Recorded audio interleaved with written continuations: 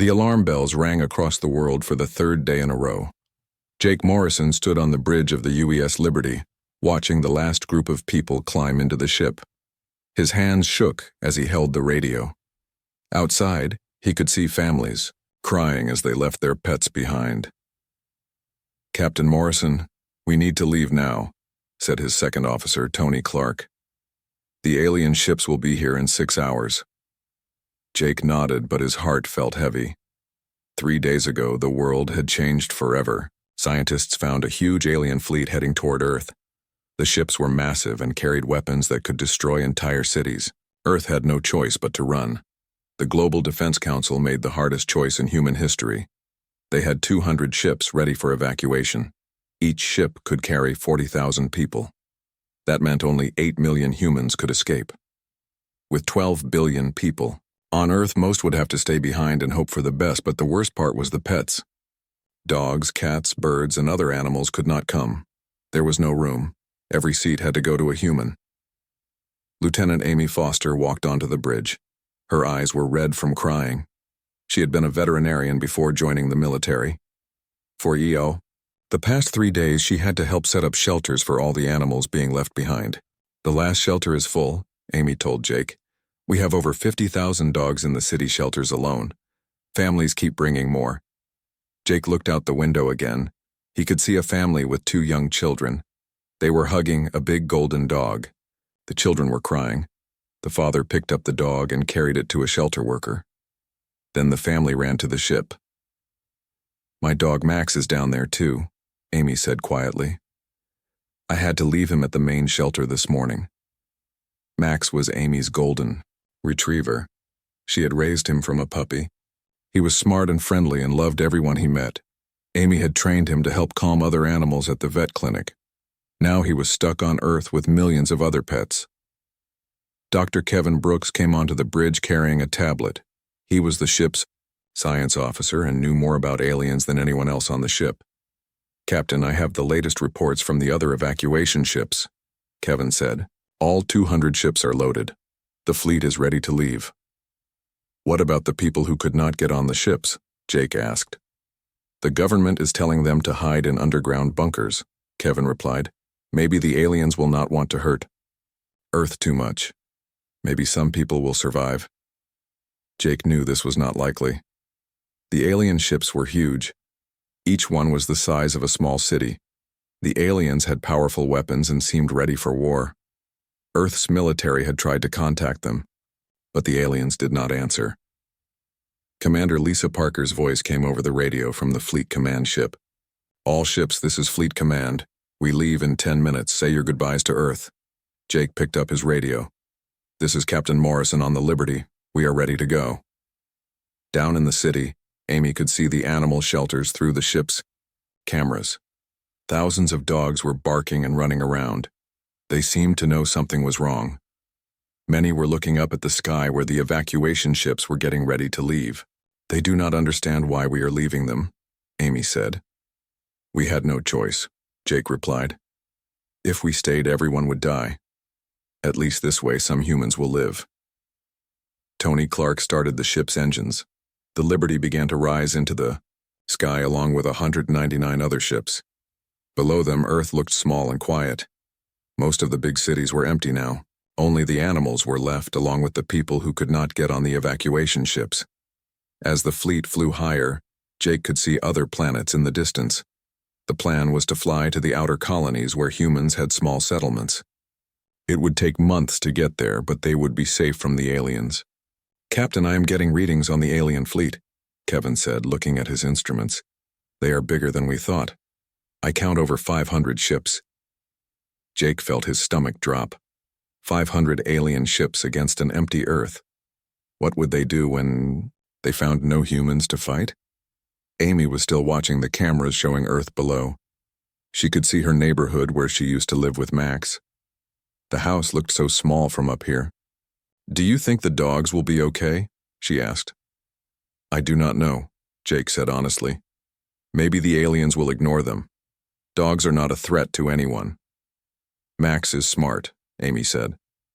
"He knows how to find food and water. Maybe he will take care. of the other dogs, too.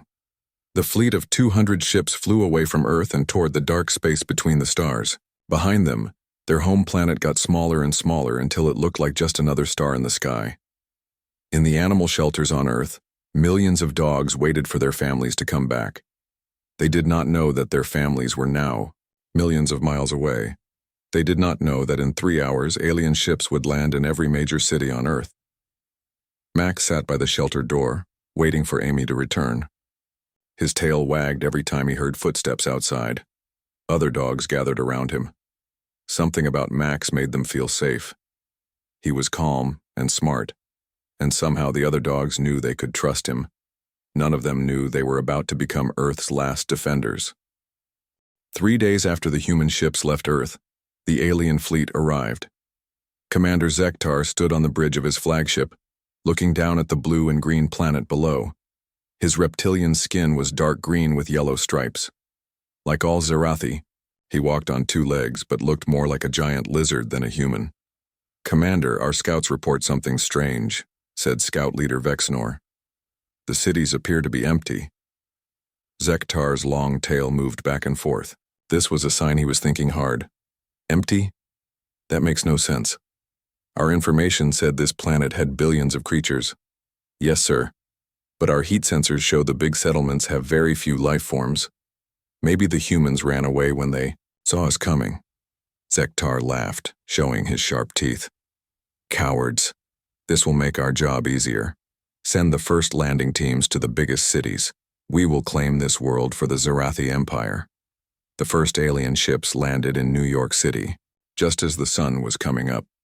The landing crafts were big and black with red lights that blinked on and off.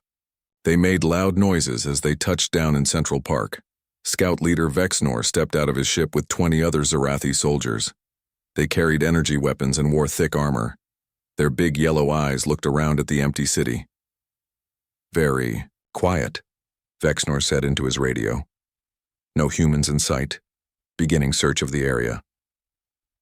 The Zerathi walked through the park, looking for any signs of life. Their feet made clicking sounds on the walking paths. They had never been to a planet like Earth before. On their homeworld, everything was hot and dry with red rocks everywhere. As they walked deeper into the park, Vexnor heard a strange sound. It was not like anything he had heard before. It sounded like panting. "Did you hear that?" he asked his soldiers. Before anyone could answer, a big golden dog came running around the corner. It was Max, Amy's dog, from the shelter. When the shelter workers had run away yesterday, all the dogs had escaped. Max had been looking for food when he smelled the strange new visitors. Max saw the aliens, and his tail started wagging. To him, they looked like big walking lizards. He had never seen anything like them, but Max was friendly to everyone. He ran up to Vexnor with his tongue hanging out. Vexnor took one look at Max and screamed. Every Zerathi soldier raised their weapons and started backing away. Max tilted his head, confused. Why were these strange creatures acting scared? "Four-legged beast!" Vexnor shouted into his radio. "We have contact with a four-legged beast." On the homeworld of the Zerathi, the most dangerous predators were pack-hunting creatures that looked very much like Earth dogs. For millions of years, the Zerathi had been hunted by these beasts. Even though the Zerathi were now advanced and had powerful weapons, they still felt deep fear when they saw anything that looked like their old enemies. Max barked once, a friendly sound that meant hello in dog language. To the Zerathi, it sounded like the roar of a monster. 3 soldiers dropped their weapons and ran back to the ship. "Stay back," Vexnor yelled, pointing his weapon at Max. "Do not come any closer." Max sat down and tilted his head the other way. He was trying to understand why these visitors were so upset. Then he heard other dogs barking in the distance. His pack was calling to him. Soon, more dogs came running through the park. There was Rex, a big German shepherd who had been a police dog. Behind him came Buddy, a friendly Labrador, and Luna, a smart border collie. They had all escaped from different shelters and found each other. When the Zerathi soldiers saw 5 dogs instead of 1, panic took over completely. "Multiple beasts," Vexnor screamed. "They hunt in packs, just like on the home world." The soldiers turned and ran as fast as they could back to their landing ship. Max and his friends followed them, thinking this was some kind of game. Their tails wagged as they chased the running aliens. "Wait! Come back and play!" Max seemed to bark, but the Zarathi only heard the sounds of hungry predators. Back on the command ship, Commander Zektar listened to the radio reports with growing alarm. "Sir, Landing Team Alpha is retreating," came Vexnor's panicked voice. "The planet is not empty. It is full of pack-hunting beasts. They attacked us without warning." "What?" Zektar's yellow eyes grew wide. "How many beasts?" "Unknown, sir. We saw at least 5 in one pack. There could be thousands, maybe millions. Other landing teams across the world were reporting the same thing." In London, a pack of corgis had surrounded a Zarathi scouting party. The aliens were trapped on top of their ship, while the small dogs barked and wagged their tails below. In Tokyo, a group of Shiba Inus had followed Zarathi soldiers through the streets, causing them to lock themselves inside a building. "This is impossible," Zektar said to his officers. "Our intelligence said this was a world of weak, two-legged creatures, not a planet of hunting beasts." His science officer, a thin Zarathi named Kelvan, looked at the reports. "Commander, these creatures appear to be everywhere. Every major settlement has them. They seem to be territorial." What Kelvan did not understand was that the dogs were not being territorial. They were being friendly. After 3 days of being alone and scared, they were happy to see any living creatures. They wanted to play and get attention, just like they always did with humans. But to the Zarathi, every wagging tail looked like a threat display. Every bark sounded like a war cry. Every dog that ran toward them seemed like an attack. On Earth, Max and his pack had made their way back to the animal shelter. Other dogs were gathering there too. Rex, the German shepherd, seemed to understand that they needed to work together. Luna, the border collie, was smart enough to figure out where to find food and water. Without knowing it, the abandoned dogs of Earth were forming the most effective defense force the planet had ever seen. They were not trying to fight the aliens. They were just being dogs, but to the Zarathi that was terrifying enough. As night fell, Commander Zektar looked at the reports from all his landing teams. Every single one had retreated to their ships. Not one Zarathi soldier was willing to spend the night on the surface of Earth. "Sir," Vexnor reported, "the beasts seem to be organizing. We can hear them howling to each other across the cities." Zektar did not know that the dogs were just lonely and calling to their friends. To him, it sounded like an army of predators planning their next attack. 1 week had passed since the aliens landed on Earth. In the cities, something amazing was happening. The dogs were learning to survive together. Max stood on a hill in Central Park looking out at the city. Around him sat Rex, the German shepherd, Luna, the border collie, and 20 other dogs from different neighborhoods. They had all come together to form the biggest pack in New York. "We need food," Rex seemed to say with a low bark. He was the biggest and strongest, so the other dogs looked to him for protection. Luna, who was smaller but very smart, ran to the edge of the hill. She had figured out that the big stores in the city still had food inside. The problem was getting to it. "I know where," Luna barked back. She led the group toward a pet store 6 blocks away. The dogs had learned many things in just 1 week. They learned that the strange lizard creatures were afraid of them. They learned that working together made finding food easier. Most importantly, they learned that the humans were not coming back soon. But the dogs did not forget their training. Max still sat and waited like Amy had taught him. Rex still patrolled the streets like he did when he was a police dog. Luna still tried to solve problems like the smart border collie she was. As the pack moved through the empty streets, they passed 3 black alien ships. Inside the ships, Zarathi soldiers watched them through small windows. "Look at them," whispered Private Zixtar to his friend. "They move like they own this place." "Commander says they are planning something," his friend replied. "See how the small spotted one leads them? That one is the pack strategist." The Zarathi were wrong, of course. Luna was not planning military attacks. She was just trying to remember which stores had the best dog food. But to aliens who had been hunted by pack animals for millions of Years every dog action looked like battle tactics. The pack reached the pet store and Luna showed them how to push open the door that humans had left unlocked. Inside, there were bags of dog food, toys, and water bowls. The dogs ate and played, making happy barking sounds. Miles away in the human evacuation fleet, Dr. Kevin Brooks sat at his computer reading alien radio signals. For days, he had been listening to the Zarathi communications. What he heard made no sense. "Captain Morrison, you need to hear this," Kevin called out. Jake came over to Kevin's workstation. Amy Foster was with him. She had been asking about Earth every day since they left. "What did you find?" Jake asked.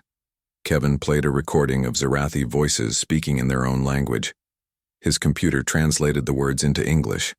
"Command, ship, this is Landing Team 7. The beasts have surrounded our position. We count at least 30 of them. They appear to be playing, but we know this is how they hunt on the home world. Request immediate air support." Jake and Amy looked at each other with confusion. "Playing?" Amy asked. "What are they talking about?" Kevin played another recording. "Command ship, the pack leaders are teaching the younger beasts new tactics. We observed them practicing coordinated movements around the food sources. The threat level is increasing." "This sounds like they are talking about animals, not humans," Jake said. Amy's eyes went wide. "They are talking about the dogs. The aliens are afraid of our dogs." Kevin nodded. "That is what I think too. Listen to this one." The next recording was from Commander Zektar himself. "All units. The four-legged beasts of this world are more dangerous than we expected. They hunt in organized packs, they show tactical intelligence, and they have claimed territory in every major settlement. I am requesting reinforcements from the home fleet." Amy grabbed Kevin's arm. "They think the dogs are fighting them?" "It gets better," Kevin said with a small smile. "Or worse, depending on how you look at it." He played the newest recording. Scout leader Vexnor was speaking very fast, like he was scared.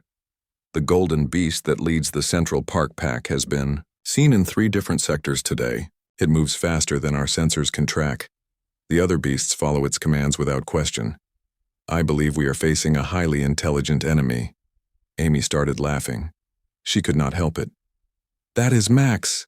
They are talking about my dog Max." Back on Earth, Max was doing exactly what the aliens said he was doing, but not for the reasons they thought. He had learned that Rex was good at protecting the pack, and Luna was good at finding food. But Max was good at something else. He was good at making friends. Every day, Max would visit different parts of the city. He would find new dogs who were scared and alone. Then he would bring them back to join the big pack. To Max, this was just being nice. To the Zarathi watching from their ships, it looked like a military commander recruiting new soldiers. By the end of the second week, Max's pack had grown to over 200 dogs. They had taken over most of Central Park and 3 nearby neighborhoods. Other packs led by different dogs had formed in other parts of the city. The Zarathi tried to take control of a government building downtown, but they found it surrounded by a pack of mixed-breed dogs. The dogs were not trying to stop them. They were just curious about the strange visitors. But when 50 dogs came running up to greet them, the Zarathi soldiers ran back to their ship. "Sir," Vexnor reported to Commander Zektar, "we cannot establish any permanent positions on the surface. Every location we try to occupy is immediately surrounded by beast packs." Zektar looked at the map of Earth on his screen. Red dots showed where his ships had landed. Each red dot was surrounded by what his computer called hostile beast territories. "How many of these creatures are there?" he asked. "Unknown, sir. Our estimates range from 500 million to over 1 billion. They seem to be present on every continent." What the aliens did not understand was that there were dogs everywhere because humans loved dogs everywhere. For thousands of years, humans had brought dogs to every place they lived. Now those dogs were protecting human territory without even trying to. In a small town in Kansas, a pack of farm dogs had surrounded an alien landing site. The dogs spent their days sleeping in the sun and their nights howling at the alien ships. The Zarathi inside could not sleep. In Los Angeles, a group of small dogs, including Chihuahuas and Yorkies, had made an alien scouting team retreat. The little dogs barked constantly and followed the aliens everywhere they went. The Zarathi thought they were being stalked by tiny but fierce hunters. Commander Zektar called a meeting with all his officers. "Gentlemen, we have a problem," he announced. "This planet's defense system is more advanced than anything we have ever encountered. The creatures appear to be everywhere. They coordinate their activities across vast distances, and they show no fear of our technology." "What are your orders, sir?" asked Vexnor. Zektar looked out at Earth through the ship's window. Somewhere, down there, Max was playing fetch with a stick while his pack looked for dinner. Luna was teaching a group of puppies how to find clean water. Rex was sleeping in the sun after a long day of exploring. None of them knew they were winning a war. Dr. Kevin Brooks had not slept for 3 days. He sat in his small office on the UES Liberty, surrounded by papers and computer screens. For weeks he had been studying the alien radio messages. Now he thought he understood something very important. "Captain Morrison," Kevin called over the ship's communication system. "Please come to my office. Bring Lieutenant Foster, too. I found something big." Jake and Amy arrived 10 minutes later. Kevin looked excited but also very tired. "I know why. The aliens are afraid of the dogs," Kevin said without waiting for them to sit down. "Tell us," Jake said. Kevin turned on his big computer screen. It showed pictures of the Zarathi aliens and information about their homeworld. "Look at this," Kevin said, pointing to the screen. "The Zarathi come from a planet called Zerath Prime. It is hot and dry with lots of rocks. But the most important thing is the animals that live there." The screen showed a picture of a creature that looked almost exactly like an Earth dog. It had 4 legs, a tail, pointed ears, and sharp teeth. The only difference was that it had red fur and was bigger than most dogs.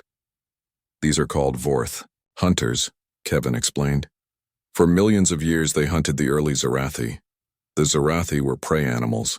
They survived by hiding in caves and running away from the Vorth packs." Amy stared at the picture. "It looks just like a dog." "Exactly," Kevin said.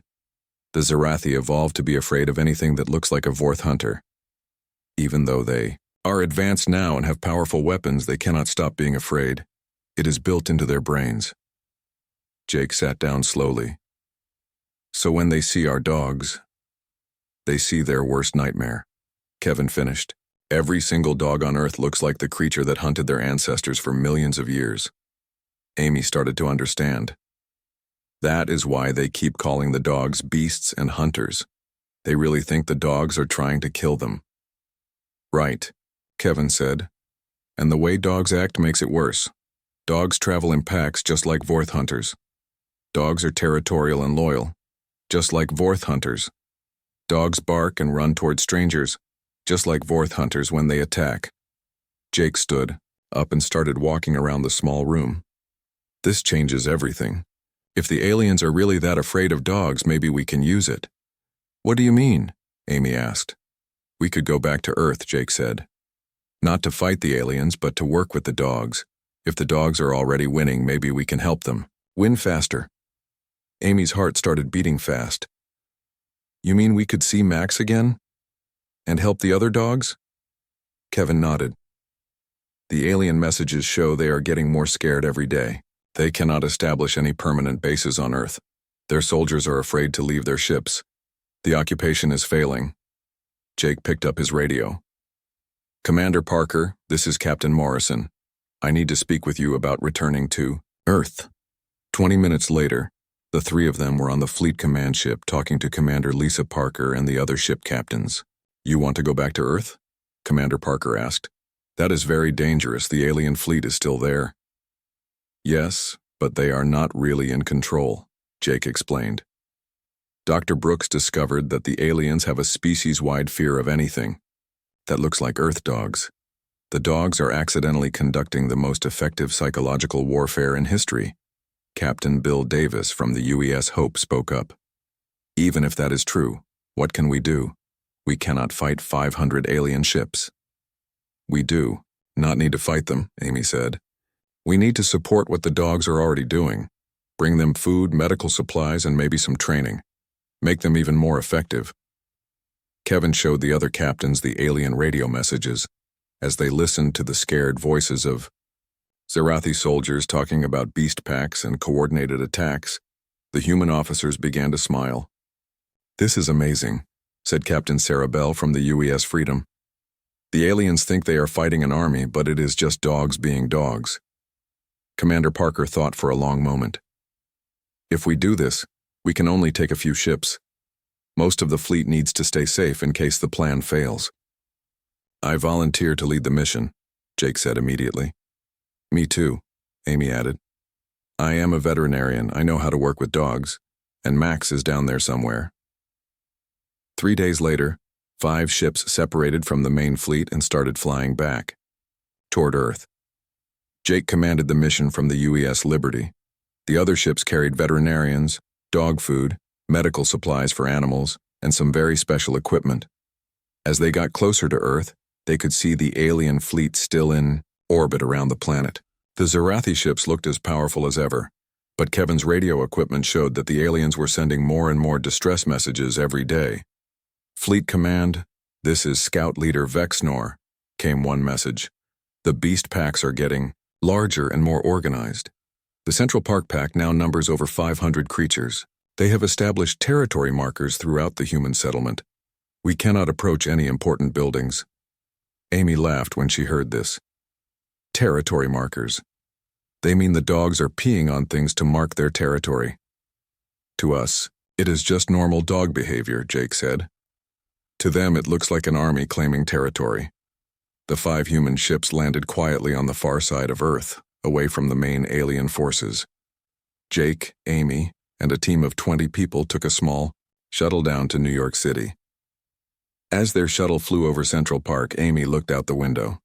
Below, she could see hundreds of dogs running around in the park. They had made little shelters out of boxes and blankets. Some dogs were playing while others were sleeping in the sun. "There," Amy said, pointing to a big golden dog near the center of the park. "That is Max." The shuttle landed in a clear area of the park. As soon as the doors opened, dogs started running toward them from all directions. But they were not attacking. Their tails were wagging and they were barking with excitement. Max reached the shuttle first. When he saw Amy, he went crazy with joy. He jumped up on her and licked her face while his tail wagged so hard his whole body shook. "I missed you too, boy," Amy said, hugging her dog tight. Other dogs surrounded the humans, happy to see their favorite creatures again. Rex, the German Shepherd, came up to Jake and sat politely, like he was asking permission to be petted. Luna, the Border Collie, ran circles around the group, barking with excitement. But the best part was what happened next. As the dogs celebrated the return of humans, their barking could be heard all across the city. In 3 different alien ships, Zerathi soldiers heard the sounds and reported to their commanders. "Sir, the beast packs are making victory calls. I think they are celebrating something." Commander Zektar, still in orbit above Earth, listened to the reports with growing fear. He did not know that the dogs were just happy to see their human friends again. To him, it sounded like an army celebrating a successful battle. "Prepare the ships for immediate departure," Zektar ordered. "I think the beasts are about to launch a major attack." Amy Foster sat in Central Park surrounded by hundreds of dogs. She had been back on Earth for 2 days, and already she could see how smart the dogs had become. They had learned to work together in ways she had never seen before. "Jake, come look at this," Amy called to Captain Morrison, who was setting up communication equipment nearby. Jake walked over to where Amy was sitting with Max, Rex, and Luna. The 3 dogs seemed to be the leaders of the big pack that controlled most of Manhattan. "Watch what happens when I give Luna a command," Amy said. She looked at the Border Collie and pointed toward a group of younger dogs playing near the pond. "Luna, go get them." Luna ran to the young dogs and barked twice. Immediately, all the young dogs stopped playing and followed her back to Amy. When they arrived, Rex barked once and all the dogs sat down in neat rows. "Amazing," Jake said. "They have their own command structure." "It gets better," Amy replied. She pulled out a whistle and blew it once. From all around the park, dogs started running toward them. In less than 5 minutes, over 400 dogs had gathered in one place. Dr. Kevin Brooks was watching from nearby with his computer equipment. "The aliens are going crazy," he reported. "Listen to this." Kevin played the latest Zerathi radio message. Scout leader Vexnor sounded very scared. Command ship, the beasts are responding to some kind of signals. They can gather hundreds of creatures in minutes. This level of coordination is beyond anything we have seen. Amy smiled. They think we are training an army. Really, we are just playing with dogs. The plan that Jake and Amy had developed was simple, but clever. They would use the dogs' natural behaviors to make the aliens even more afraid. At the same time, human ships would arrive from all directions, making it look like Earth had called for help from a powerful alliance. Are the other teams ready? Jake asked Kevin. Kevin checked his radio. Team 2 is in London with 300 dogs. Team 3 is in Tokyo with 250 dogs. Team 4 is in Los Angeles with 400 dogs. All teams report the dogs are excited and ready. What the teams had discovered was that dogs around the world had been waiting for humans to come back. When the small human teams arrived in each city, the local dog packs welcomed them like heroes. The dogs seemed to understand that something important was about to happen. In London, Captain Tony Walsh was working with a pack of corgis, Labradors, and bulldogs. The British dogs were very polite and organized, but just as scary to the aliens as the American dogs. In Tokyo, Lieutenant Susan Kim had found that the Japanese dogs were incredibly disciplined. Shiba Inus and Akitas had formed packs that moved like they were dancing together. In Los Angeles, Sergeant Mike Rodriguez was amazed by how friendly the California dogs were. Golden retrievers, German shepherds, and even tiny chihuahuas all worked together like they had been friends forever. All teams, this is Captain Morrison, Jake spoke into his radio. Operation Homecoming begins in 10 minutes. Remember, we are not trying to hurt anyone. We just want to scare the aliens enough to make them leave. Commander Zektar stood on the bridge of his command ship, looking down at Earth with growing panic. For the past hour, his scouts had reported unusual activity in every major city on the planet. Sir, the beast packs are all moving at the same time, reported Vexnor. In every city, they are gathering in large groups. I think they are preparing for a coordinated attack. How many? Zektar asked. Millions, sir. Our sensors show massive heat signatures moving through every settlement. The beasts appear to have been in communication across the entire planet. What the aliens did not know was that Amy and the other human teams were simply getting ready to take all the dogs for the biggest walk in history. All teams go, Jake commanded. In New York, Amy blew her whistle and pointed toward downtown. Max barked loudly and started running. Rex and Luna followed him, and behind them came 400 dogs. They ran through the streets like a happy parade, barking and wagging their tails. At the same time, the same thing happened in London, Tokyo, Los Angeles, and dozens of other cities around the world. Millions of dogs came out of hiding places and ran through the streets with their human friends. To the Zerathi watching from above, it looked like every city on Earth was under attack by coordinated beast armies. The aliens could not understand that the dogs were just excited to go for walks with their favorite humans. All units, retreat to the ships immediately, Zektar ordered. The planet-wide attack has begun. But the best part of the plan was still coming. As the dogs filled the streets of every major city, the human fleet arrived from space. The main evacuation fleet of 200 ships approached Earth from one direction. At the same time, Jake had arranged for cargo ships and colony vessels to approach from other directions. To Commander Zektar, it looked like Earth had called for help from a massive alliance. He counted over 300 ships approaching from multiple directions, all arriving at the exact moment that the beast armies launched their attack. Sir, his communications officer reported, we are receiving a message from the approaching fleet. Put it on the main screen, Zektar ordered. Commander Lisa Parker appeared on the screen. She was standing on the bridge of her ship with her arms crossed, looking very serious.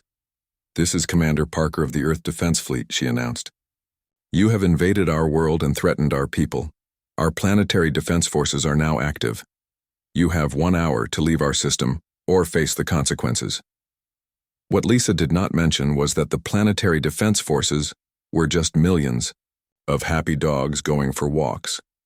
Zektar looked at his tactical displays. The numbers were terrifying. Millions of beasts were moving through every city on Earth. Over 300 enemy ships were approaching from space. His own forces were trapped on a planet where they could not even leave their ships without being surrounded by predators. Communications officer, send a message to all Zarathi ships, Zektar commanded. Full retreat. Mark this system as a death world. Warn all other Zarathi fleets to stay away. As the alien ships began leaving Earth's orbit, Amy stood in times, square surrounded by hundreds of dogs. Max sat beside her with his tongue hanging out, looking very proud of himself. Good boy, Max, Amy said, scratching behind his ears. You saved the world. Above them, Jake's shuttle flew past, broadcasting a message to the retreating aliens. This is Captain Morrison of Earth Defense. Earth is under the protection of our four-legged defense corps. Any future invasion attempts will be met with the full force of our planetary guardians. 6 months later, Amy Foster was the head of the new Earth Canine Defense Corps. Every major city had a pack of guardian dogs that were really just pets who got extra treats and belly rubs for being heroes. Max wore a special collar that said Planetary Defense Commander on it. He did not understand what the words meant, but he liked the way Amy smiled when she put it on him. The Zarathi Empire had spread the word throughout the galaxy that Earth was too dangerous to attack. They told other alien species about the millions of pack-hunting beasts that defended the planet. What they never learned was that those fearsome beasts were just dogs who wanted to play fetch and get their bellies scratched. Earth was safe, and humanity had learned the most important lesson. In the galaxy, the best friends make the best defenders.